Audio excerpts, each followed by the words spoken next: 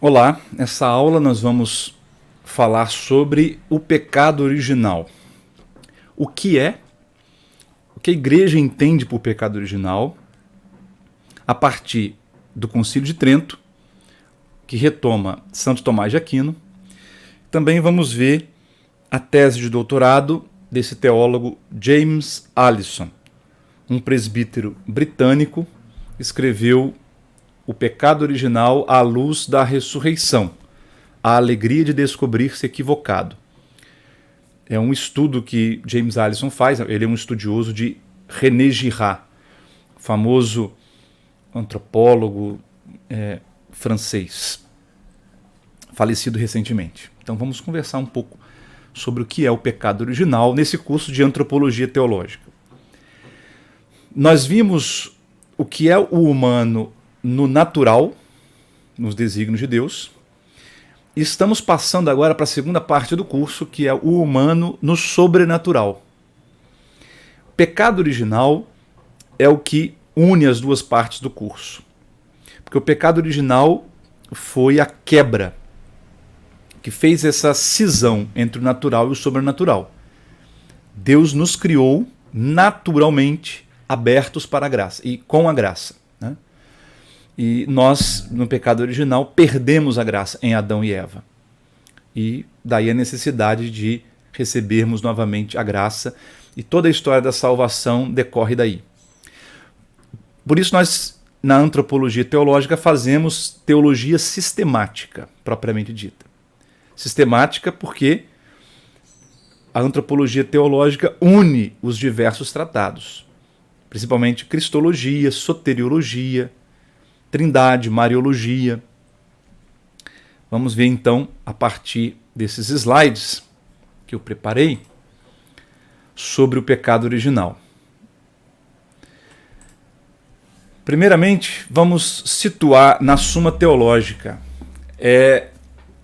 No tratado sobre a causa do pecado da parte do homem, está na Prima Secunde parte da Suma Teológica, na questão 81, a partir da questão 81, e Santo Tomás diz o seguinte: segundo a fé católica, é preciso admitir que o primeiro pecado do primeiro homem passa originalmente à posteridade. Então, a primeira afirmação: o primeiro pecado do primeiro homem. Isso é muito importante.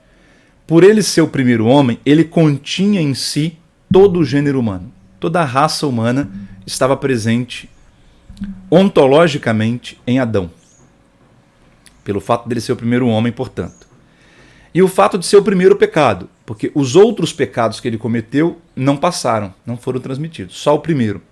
Por que isso? Porque o pecado original não é propriamente um acréscimo de algo à alma humana. Ao contrário, é uma privação de algo. O que significa isso? Se nós dizemos que o pecado original não é um acréscimo de uma culpa, o acréscimo de uma malignidade, digamos assim, à natureza humana, mas sim a privação, isso concorda com o que Santo Agostinho nos afirma, que o mal não tem substância. O mal é a ausência do bem. O mal é a privação do ser, que é o bem fundamental, né? Bem supremo. Então, pecado original é a falta, quando o homem perde a graça original. Então, mais importante do que o pecado original é relembrarmos a graça original. O ser humano, ao ser criado à imagem e semelhança de Deus, recebeu toda a graça que era possível a uma criatura. Ao receber a graça, o ser humano não morria. Ele era mantido na imortalidade, em virtude da sua condição de criado à imagem e semelhança de Deus. Ou seja, havia uma subordinação do corpo todo à alma. Assim como a alma estava toda submetida a Deus, o corpo estava todo submetido à alma. O pecado original, fazendo com que a alma perdesse a graça, lembre-se que Deus havia prometido, já nos antigos profetas, Jeremias e Ezequiel, uma nova aliança. É uma das leituras que nós fazemos na Vigília Pascal. Deus promete: eu vou fazer uma nova aliança. Eu vou infundir em vocês o meu espírito, para que vocês não quebrem mais a minha aliança, para que vocês cumpram os meus mandamentos. É a graça. A graça é que sustentava Adão na obediência, na comunhão com Deus. Quando eles pecam, eles expulsam a alma, Adão e Eva. Eles perdem a graça de Deus, que os sustentava na amizade com Deus. Por eles serem os primeiros seres humanos, e por esse ser o primeiro ato de Adão e Eva, primeiro exercício do livre-arbítrio, esse ato teve consequências para toda a geração. Então, esse ato se propagou. Ou seja, essa ausência da graça, essa perda da graça em Adão e Eva, se propagou para todos os seus descendentes. Eles perdem a graça original, não só para si mesmos como indivíduos, mas perdem para todos os seus descendentes. Artigo 1º ainda. Todos os homens que nascem de Adão podem ser considerados como um só homem, enquanto têm em comum a mesma natureza recebida do primeiro pai. Então, nós deduzimos isso a partir do que São Paulo fala em Romanos 5. Ali está a base para a compreensão do pecado, da ideia do pecado original. São Paulo diz, né? Vamos relembrar. Como por um só homem o pecado entrou, a morte reinou, por um só homem, Cristo, a justificação entrou. Não no mesmo nível, onde o pecado abundou, a graça superabundou. Mas assim como o ato de obediência perfeita de Cristo na cruz, né, culminando na cruz, teve influência sobre toda a raça humana, assim também o pecado de Adão teve influência sobre toda a raça humana. Cristo é o novo Adão.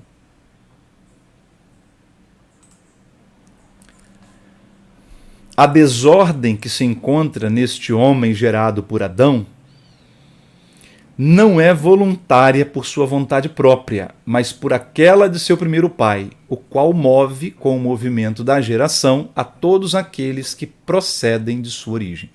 Ou seja, essa desordem só é chamada de pecado no sentido indireto.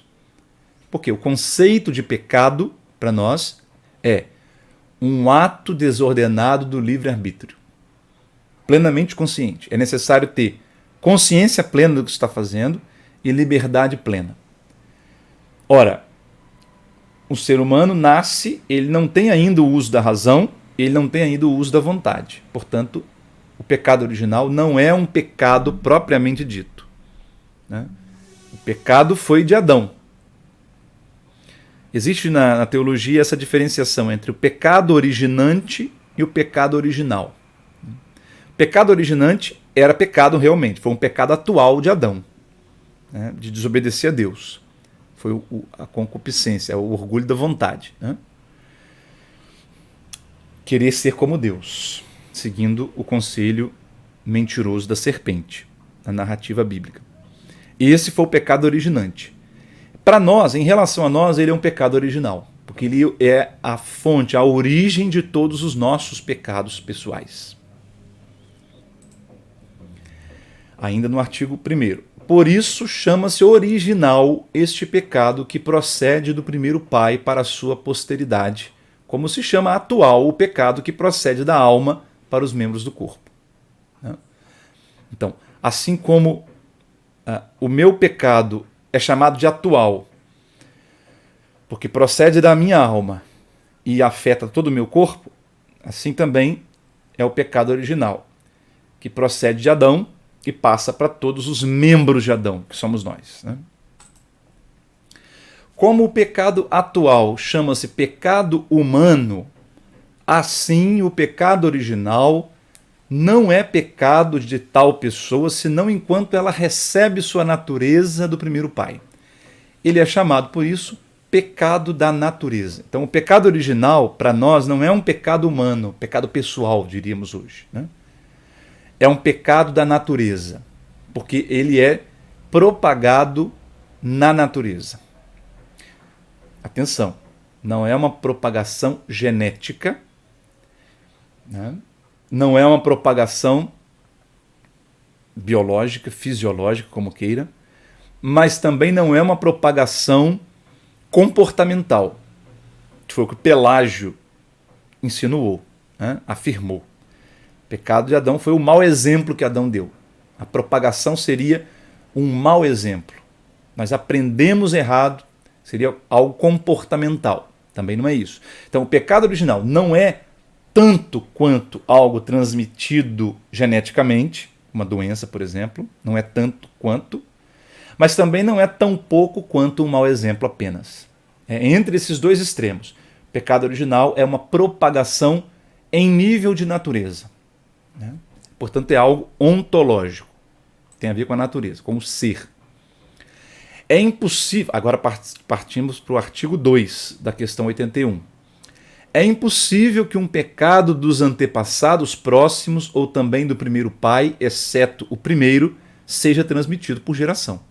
E a razão é que o homem gera um outro si mesmo quanto à espécie e não quanto ao indivíduo. Ou seja, Santo Tomás está dizendo, a lógica que fez com que nós herdássemos o pecado de Adão não continua. Não quer dizer que se eu tiver um filho, o meu pecado vai passar para o meu filho, né? Então ele faz essa diferenciação. Isso só aconteceu com Adão por ele ser o nosso primeiro pai. Porque ele recebeu de Deus essa missão de ser o originador, né, da espécie humana. Ele é o primogênito. Depois São Paulo vai dizer em Colossenses que Cristo é o primogênito de toda criatura, né? Mas na narrativa cronológica, Adão é que é o primogênito, né? Cronológico quer dizer, pensando em matéria de tempo, em termos de tempo, né? Antes, durante e depois. Cronologicamente, Adão é o primogênito de toda criatura. Mas teologicamente, no plano da eternidade, Cristo é o primogênito de toda criatura, porque Adão foi criado à imagem de Cristo, né? Que Deus planejava enviar o seu filho para se encarnar, levando a humanidade à plenitude, né? Como cabeça da humanidade. Então, vamos dizer assim, Adão é o iniciador da espécie humana e Cristo é a cabeça da espécie humana. Digamos que Adão seria o ponto ômega, o ponto alfa, perdão, e Cristo é o ômega.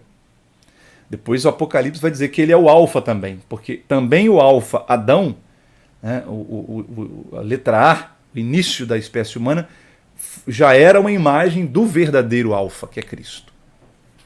Bom, a justiça original era um dom da graça a toda a natureza humana. Então, Deus concedeu a graça original, que nós chamamos de justiça original, né? Deus justificou. A gente não usa essa palavra justificação porque não havia pecado ainda, né? Mas Deus deu a justiça original a Adão, não só para ele. Por ele ter recebido a missão de encabeçar a raça humana, ele recebeu essa justiça para toda a natureza humana, para todos os seus descendentes. O primeiro homem perdeu este dom pelo primeiro pecado. Portanto, se a missão que ele recebeu era transmitir essa justiça original a todos os seus descendentes, ele perde essa justiça antes de nascer qualquer descendente. Ao começar a descendência humana, ela já começa com esse defeito de origem, essa ausência da justiça original. É isso o que nós chamamos de pecado original. Como a justiça devia ter sido transmitida aos descendentes ao mesmo tempo que a natureza, do mesmo modo se transmitiu a desordem oposta. O primeiro pecado corrompeu a natureza humana com uma corrupção que se refere à natureza. Os outros pecados a corrompem com uma corrupção que se refere somente à pessoa. Pessoa e natureza. Substância primária, pessoa. Substância secundária, natureza. Espécie, gênero humano, raça humana. Então, vamos lembrar aquela diferenciação que nós fizemos, né, no início do nosso curso, o que é a natureza humana para a raça humana é a alma humana para o indivíduo humano. A forma substancial da raça humana chama-se natureza humana. Né? Assim como a forma substancial de um indivíduo humano, de uma pessoa humana, é a alma. Então, o que é o pecado atual na minha alma, enquanto pessoa, enquanto indivíduo, é o pecado original na natureza humana. Exceto Cristo, artigo 3 agora, exceto Cristo, todos os homens procedentes de Adão contraem por Adão o pecado original. De outro modo, não teriam necessidade da redenção por Cristo. É isso o que James Allison vai dizer nesse livro, fundamentalmente. Nós vamos chegar lá. Ele diz o seguinte: o pecado original é uma dedução. Se Cristo é o Salvador do gênero humano, se a Bíblia diz que Cristo é o Salvador, né, então quer dizer que a raça humana precisava ser salva, ontologicamente.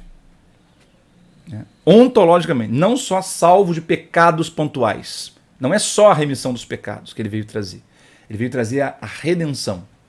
Né? Então, havia algo na raça humana que precisava de redenção. Algo ontológico. Então, deduzindo a partir daí que Cristo ressuscitado redimiu a humanidade, quer dizer que antes de Cristo ressuscitar, antes do mistério pascal de Cristo, a humanidade estava constituída numa situação de ausência de salvação, necessidade de salvação.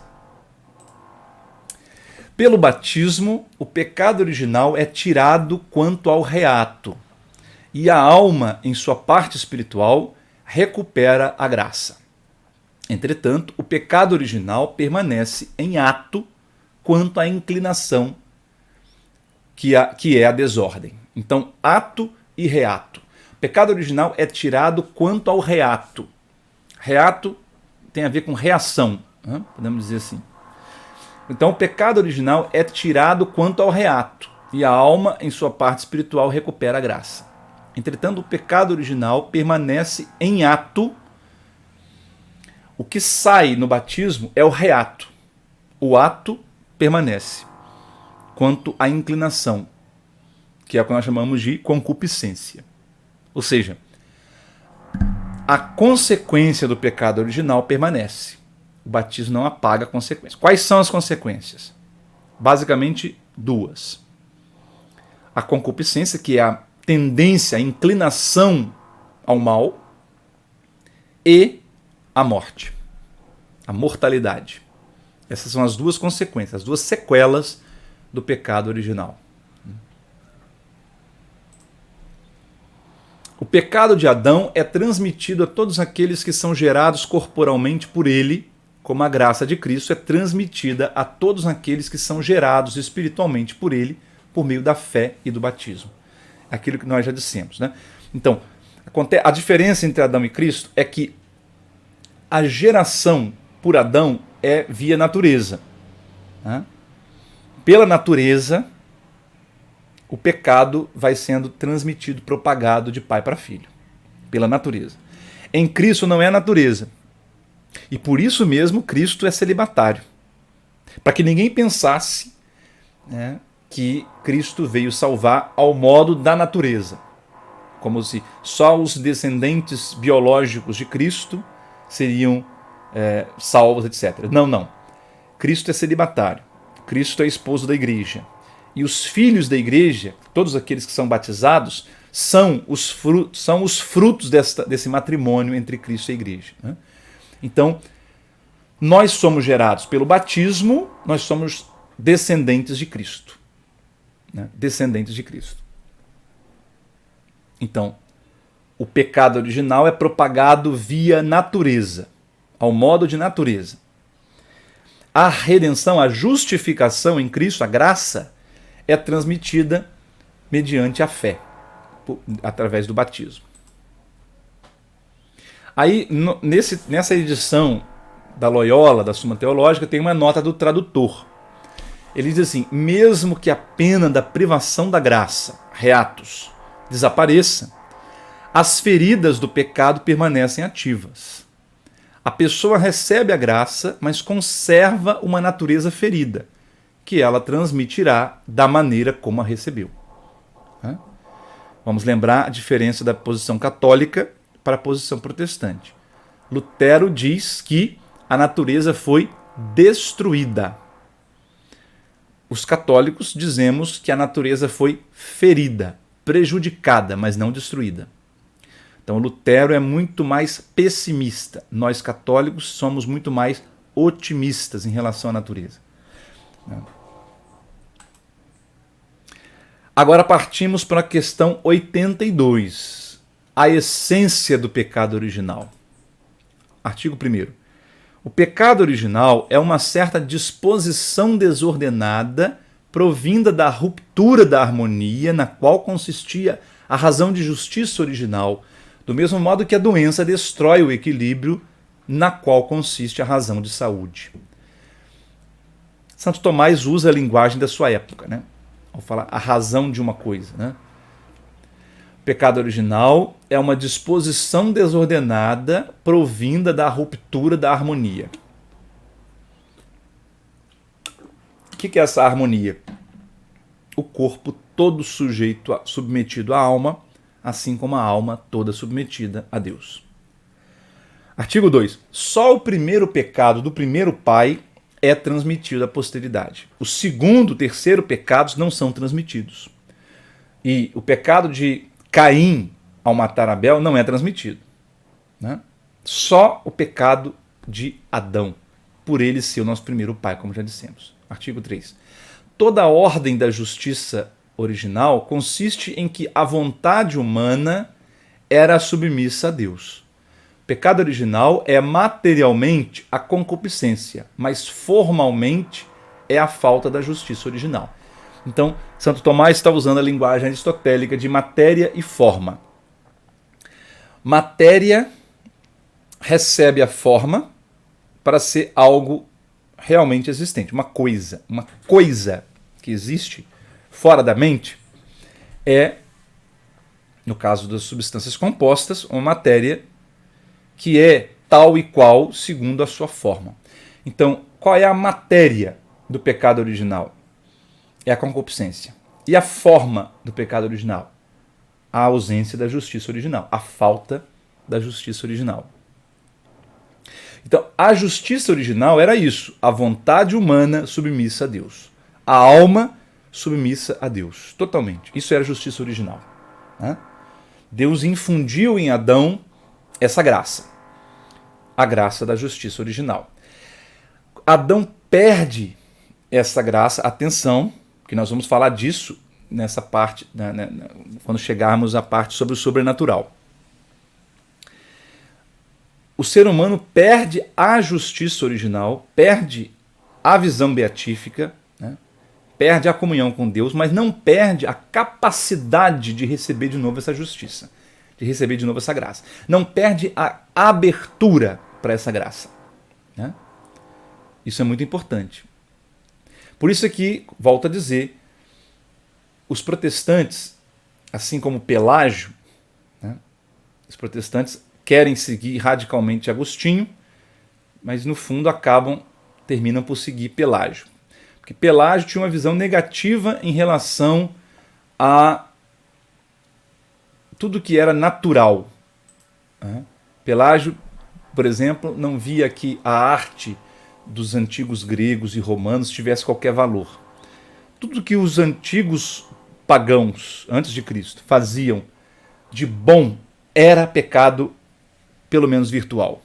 Pecado venial, desculpa. Né?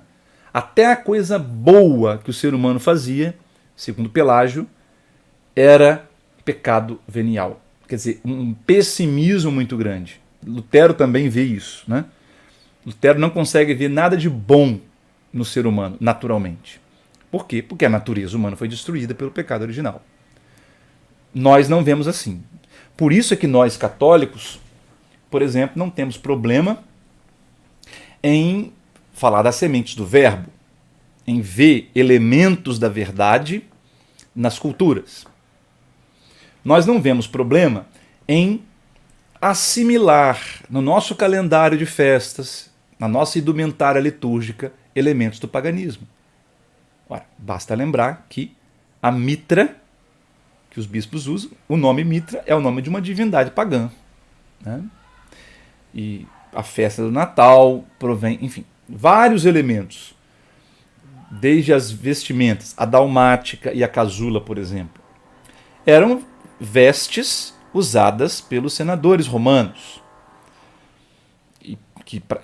no exercício da religião romana, pagã, né, na adoração dos deuses do panteão romano, e são assimiladas, se tornam vestes sagradas no catolicismo. Por que nós fazemos isso sem culpa nenhuma, sem problema nenhum? Porque o catolicismo tem uma visão positiva sobre o que é natural. A natureza não foi destruída. Nem tudo que a natureza, que o ser humano faz sem a graça é ruim, porque a natureza não foi destruída. O pecado. Agora passamos para esse. Bom, antes de eu passar, deixa eu fazer aqui então um adendo. Vamos tomar o Denzinger, o compêndio dos documentos da Igreja, e vamos ler aqui o decreto de 1546 do Concílio de Trento. Ele foi emitido no dia 17 de junho de 1546. E os padres conciliares dizem o seguinte: se alguém não admite que o primeiro homem, Adão, tendo transgredido no paraíso a ordem de Deus, perdeu imediatamente a santidade e a justiça nas quais tinha sido constituído, e que, por este pecado de prevaricação, incorreu na ira e na indignação de Deus, por isso na morte com que Deus o havia ameaçado anteriormente, e com a morte na escravidão sob o poder daquele que depois teve o domínio da morte, isto é, o diabo, e que o Adão inteiro, por aquele pecado de prevaricação, mudou para pior, tanto no corpo como na alma, seja anátema. As frases são muito longas, né? Nós precisamos talvez reler com calma para entender. 2. Se alguém afirma que a prevaricação de Adão prejudicou a ele só e não a sua descendência, que perdeu somente para si e não também para nós a santidade e a justiça recebidas de Deus, ou que, manchado pelo pecado de desobediência, ele transmitiu a todo o gênero humano só a morte e as penas do corpo, e não também o pecado, que é a morte da alma, seja anátema. Ou seja, Adão transmitiu não só a morte, que é sequela do pecado, mas transmitiu também a própria concupiscência, a própria inclinação para o pecado. Portanto, transmitiu o pecado original. 3. Se alguém afirma que este pecado de Adão, que é um só quanto à origem e a todos transmitido por propagação, não por imitação, pertence a cada um como próprio, pode ser tirado com as forças da natureza humana ou com outro remédio que não os méritos do único mediador, nosso Senhor Jesus Cristo, que nos reconciliou com Deus com o seu sangue, no seu sangue, tornado por nós justiça, santificação e redenção, ou nega que esse mérito de Jesus Cristo é aplicado tanto aos adultos como às crianças, mediante o sacramento do batismo, devidamente administrado segundo a maneira da Igreja, seja anátema. 4. Se alguém nega que as crianças devam ser batizadas recém-saídas do útero materno, mesmo se nascidas de genitores batizados, ou então sustenta que são batizados para a remissão dos pecados, mas que não herdam de Adão nada do pecado original, que seja necessário purificar com o banho da regeneração para conseguir a vida eterna, e em consequência, para elas, a forma do batismo para a remissão dos pecados não deve ser considerada verdadeira, mas falsa, seja anátema. Bom, então estou citando apenas alguns números, tem outros aqui. O efeito do batismo, número 5 e número 6 continuam falando. Então está aí a doutrina do pecado original. Agora sim passamos para esta obra de James Allison, Pecado Original à luz da ressurreição. A alegria de descobrir-se equivocado. Uma leitura de René Girard. René Girard, eu trabalhei esse autor na minha monografia no final, na conclusão do curso de teologia. Uma obra dele chamada O Bode Expiatório. Essa é a tese básica de René Girard. Ele diz que tudo em nós, humanos, a forma como nós evoluímos é pela mimesis, que é uma imitação no nível mais profundo, inconsciente, né? Vamos ver então um pouco da tese de René Girard e como James Allison aplica essa tese antropológica de René Girard à teologia do pecado original.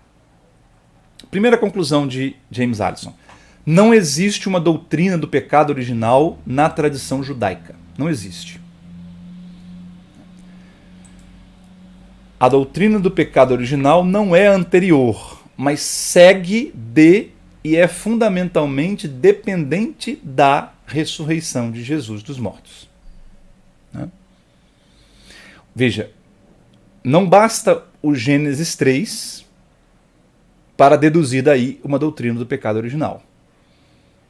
Nós temos aí 1500 anos de existência, né, desse texto de Gênesis 3, circulando no povo de Israel, sem que se desenvolvesse em Israel a doutrina do pecado original. Quer dizer, então, isso prova que a doutrina do pecado original, Romanos 5, só pôde ser descoberta porque foi revelada por Deus com a ressurreição de Jesus dentre os mortos.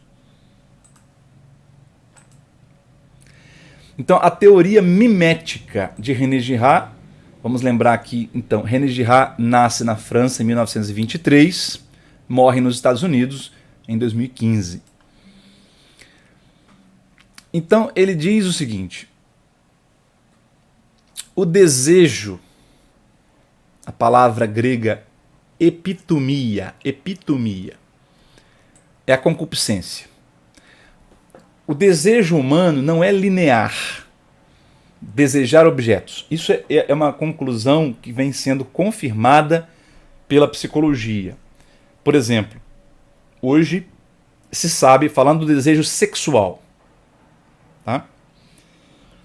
Você sabe que o homem deseja sexualmente a mulher de uma maneira totalmente diferente como a mulher deseja o homem. O desejo masculino é mais linear. O homem deseja a mulher. O homem vê as formas físicas, ele sente desejo pelo corpo da mulher. A mulher não deseja propriamente o corpo do homem, embora ela possa admirar e tal. A mulher deseja ser desejada. Então, da mesma forma como a psicologia hoje chega a essa conclusão, e daí isso serve para nos ajudar no aconselhamento de casais, né? Porque nós sabemos que grande parte, não é totalidade, mas grande parte dos problemas conjugais diz respeito à vida sexual. Basicamente, padre, minha mulher não me deseja mais, ela não quer fazer sexo comigo, não quer ter relação sexual comigo. E o marido não entende por quê. Porque ele pensa que... Aí vem o problema da autoestima. Ele pensa que é porque ele ficou feio, etc., que a mulher não o deseja mais. Não. A mulher não o desejava também quando ele era bonito e jovem. A mulher deseja ser desejada. Ou seja, há uma mimesis. A mulher não tem consciência disso. A mulher deseja o desejo do homem. Isso é semelhante ao que René Girard descobre em relação à natureza humana inteira. Agora não falando de desejo sexual, mas desejo no sentido pleno. O desejo não é linear, desejar objetos. Desejamos o desejo do outro. Todo desejo é triangular e é sugerido por um mediador ou modelo. Então, vejamos o texto do Gênesis 3. Nós temos Adão, nós temos a árvore com os frutos proibidos. Estava tudo bem. Quando entra um terceiro, que é a serpente mente, né, e faz com que Adão perceba que ela deseja o fruto proibido. Tanto que depois da conversa da serpente com Adão é que Adão observa que o fruto tinha uma aparência desejável. Adão nem queria. Adão nem estava afim daquele fruto. Mas o desejo, mentiroso, mas o desejo manifestado da serpente faz com que Adão se interesse por aquele fruto proibido e não pelos outros frutos que ele podia comer. Qualquer semelhança com a linguagem publicitária não é mera coincidência. É isso mesmo. A publicidade é isso. Né? Você assiste o comercial e você nunca se deu conta que desejava aquele objeto. O iPhone, por exemplo. Né? Você nunca teve necessidade. Você está feliz na vida com o seu celular, etc. Mas de tanto ver propagandas, a propaganda dizendo que o iPhone é um estilo de vida, que o iPhone é muito melhor que os outros, e tanto ouvir pessoas falando que não tem nem comparação, você deseja o desejo do outro. Você não deseja propriamente o iPhone, tá vendo? Você deseja o desejo do outro. Desejo é triangular. O desejo é mimético. É uma imitação do outro. A moda também mostra isso, né? A moda é isso. Eu quero usar esse estilo de roupa. Por quê? Porque o ídolo que eu venero está usando. Então, se ele está usando, se ele deseja esse tipo de roupa, ou de óculos, ou de sei lá o que, tatuagem, o que seja, é porque isso é bom. Então, eu desejo o que é desejado pelo outro. Então, existe o desejo imitativo, eu quero aquilo que o outro quer, primeiro passo, né? E existe a expulsão que restabelece a unidade do grupo. É o que René Girard chama de o bode expiatório.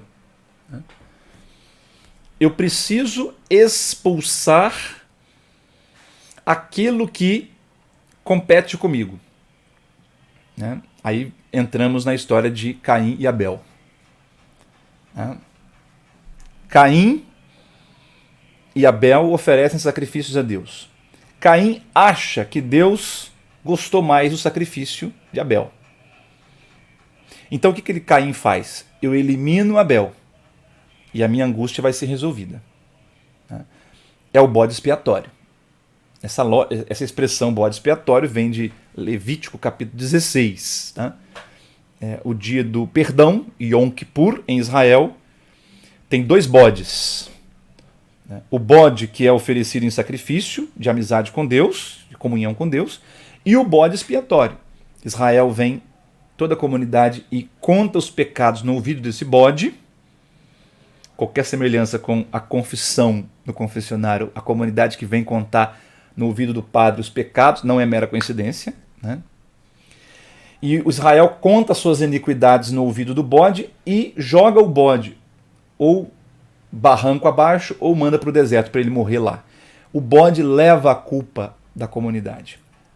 Cristo, na pessoa do sacerdote, né? Ou melhor dizendo, o sacerdote na pessoa de Cristo, em persona Christi, o sacerdote recolhe os pecados da comunidade e representa o Cristo que na cruz morre. O sacerdote, na fórmula da absolvição, ele manifesta, né, pela morte e ressurreição de seu Filho. Né? Deus, Pai de misericórdia, pela morte e ressurreição de seu Filho, enviou o Espírito Santo, etc, etc. Então faz menção ali, faz um memorial ali, né? Podemos chamar de memorial também, não é a Eucaristia, mas é um sacramento, e se faz menção à morte de Jesus na cruz. Então é necessário expulsar o bode expiatório. Depois há uma descoberta revelada: nossa cumplicidade no mecanismo de violência. Segundo René Girard, ele estudou esse mecanismo em todas as religiões. E ele observa que todas as religiões, praticamente todas, têm o sistema dos sacrifícios. A única religião que supera e, portanto, assume, mas implode por dentro, né? Implode o mecanismo de sacrifício, é o cristianismo. Né? Jesus assume a lógica do bode expiatório, né? Lembre-se daquilo que disse o sumo sacerdote, é necessário que um só morra, ao invés de toda a nação. Né? Então Jesus assume esse lugar, ele se faz vítima, mas ao ressuscitar ele quebra esse mecanismo, ele desfaz esse mecanismo por dentro. Né? Então, como eu disse, mimesis é diferente de imitação.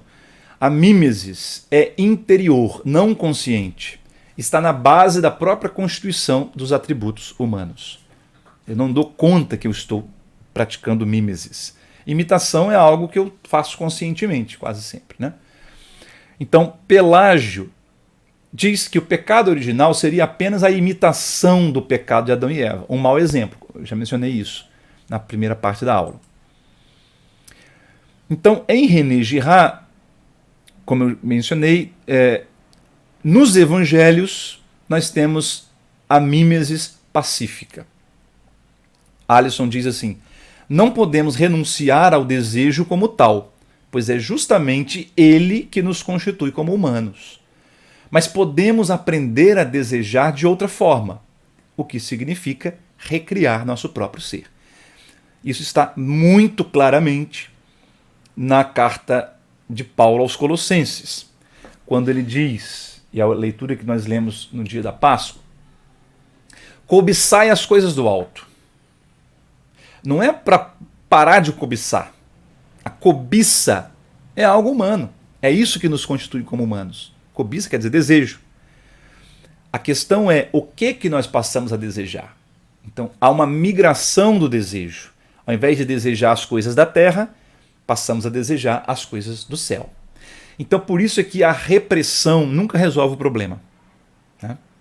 Ao falar do celibato, por exemplo, ao falar da castidade para todos os cristãos, a psicologia da repressão não resolve o problema.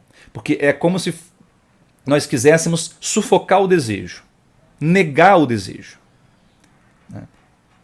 Isso não resolve o problema. A história da cura gay está aí.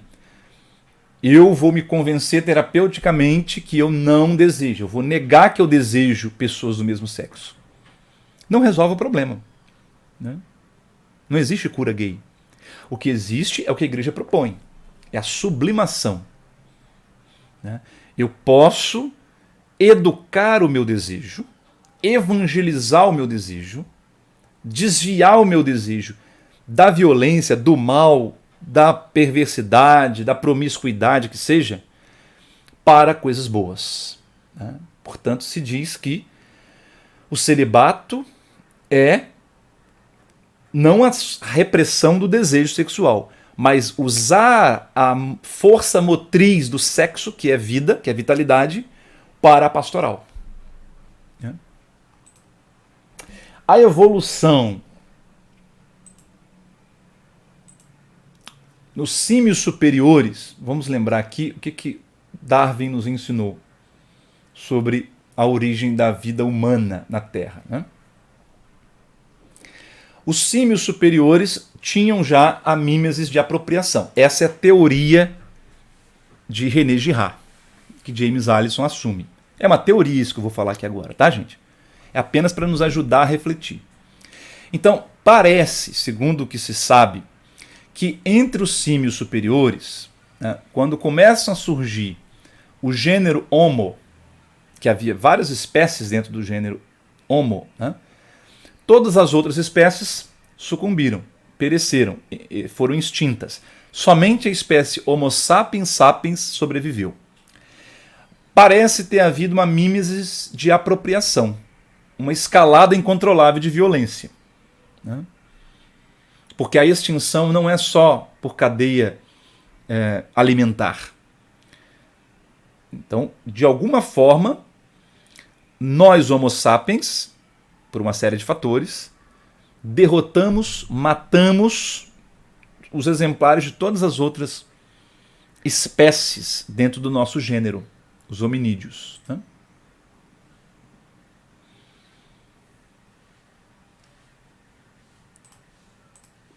O primata que foi progressivamente se hominizando foi aquele capaz de transformar essa violência em desenvolvimento cultural, né? Segundo René Girard. E é isso que fez com que nós sobrevivêssemos. Nós fomos domesticando a violência. Nós fomos desenvolvendo a cultura, a arte. Por exemplo, o manejo desses 2 dedos aqui, que fez com que nós usássemos ferramentas e desenvolvêssemos uma série de técnicas, etc. Isso, quer dizer, o domínio da técnica, da cultura, da arte, fez com que nós sobrevivêssemos. O momento em que nós transformamos a violência interna em desenvolvimento. Isso fala também para nós cristãos, né, como nós, se quisermos viver o Evangelho, lembra que Jesus fala, né, só os violentos entram no reino dos céus. Então não é para nós suprimirmos, reprimirmos essa força que temos. É para nós evangelizarmos essa força. Ao invés de, né, essa violência se manifestar matando o outro, eu transformo essa violência do reino de Deus em caridade, né? Imite-me e não me imite. Então o René Girard diz o seguinte: o eu vai se formando na medida em que se identifica o limite entre ambos os códigos. Ele diz o seguinte: a criança vai no início fazendo uma grande confusão a partir desses códigos que recebe dos pais. Então a mãe diz assim: imite-me, faz isso, ó, põe a mamadeira, põe a chupeta, né? Ou é assim que brinca.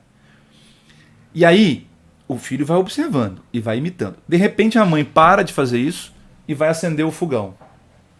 Aí a criança também vai depois acender o fogão, né? E aí a mãe tem que bater na mão da criança: não me imite. O desenvolvimento da educação humana se dá identificando esse limite. Quando que eu tenho que imitar, quando que eu não tenho que imitar. Né? Interessante isso, né? Então, em Gênesis 3, Deus e a serpente. Vítima e pacificação. Foi a mulher que me deu. Foi a serpente que me enganou. Então, ao invés de eu assumir o meu erro, né, imitei quando não deveria imitar, eu transfiro para o outro. Eu crio uma vítima para encontrar paz. Né? Esse é o mecanismo. A tradição judaico-cristã, para Girard, Deus foi progressivamente revelado como estando do lado da vítima, não dos sacrificadores. A velha mentira foi então desfeita de dentro para fora, como eu já disse, né? Deus, em Cristo, implodiu esse sistema que é mentiroso, desde a serpente, né? Esse sistema. Agora, veja que coisa, né? Segundo a teoria de René Girard, o homem surge na escala da evolução desse mecanismo de violência. E é isso que nós poderíamos chamar de pecado original, antropologicamente. Repito, isso é uma teoria, isso não é doutrina da igreja.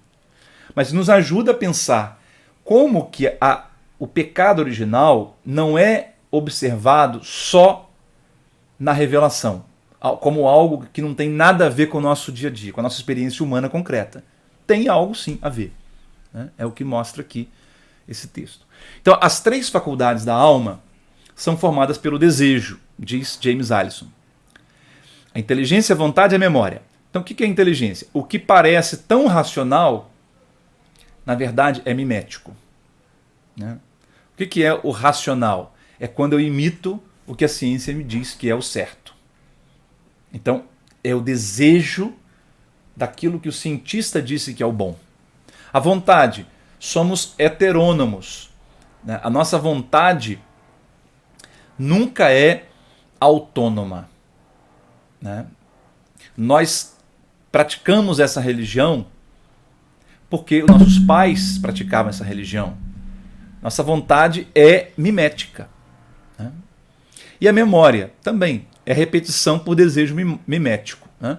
Como eu disse, a forma como nós aprendemos a falar é sempre repetição do que o outro falou. Né? O sotaque, por exemplo. Por que existe os sotaques? Né? Porque o aprendizado da língua se dá mediante repetição, mediante desejo mimético. Né? O que o pecado original danifica, afinal, James Allison diz, foi a nossa capacidade de receber gratuitamente que foi danificada, a qual representa o único caminho em que podemos compartilhar o divino, a autodoação agraciadora. E é por isso que eu disse que a doutrina do pecado original faz a ponte entre o natural e o sobrenatural na disciplina antropologia teológica. Né? O pecado original danificou a nossa capacidade de receber gratuitamente. Né? Nós passamos a assimilar o desejo mimético e entender que tudo é um sistema de recompensa, de troca, de compensação, que eu preciso agradar o outro para merecer. Né? Então, segundo James Allison, esse é o problema, esse que é o que o pecado original danificou na natureza humana. Adão e Eva receberam gratuitamente a justiça original.